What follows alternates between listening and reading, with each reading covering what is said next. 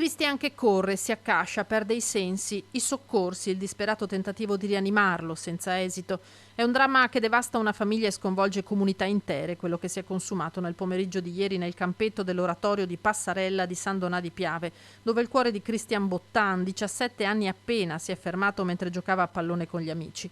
Malgrado i tentativi di rianimarlo, il ragazzo, che era seguito dall'ospedale di Padova per una miocardite bilaterale che gli impediva di fare sport agonistico, ma non di giocare di tanto in tanto, non si è più ripreso.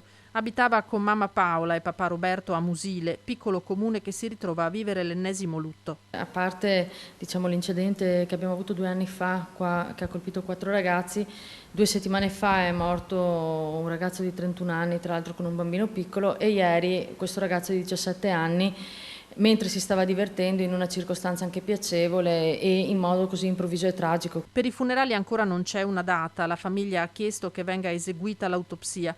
I soccorsi sono arrivati celermente, il defibrillatore c'era ed è stato usato, ma non è stato sufficiente. Diciamo che secondo me, come sempre, è bene avere questi strumenti, assolutamente, perché delle vite possono essere salvate, poi purtroppo, come si sa, è anche una questione di destino e di sfortuna.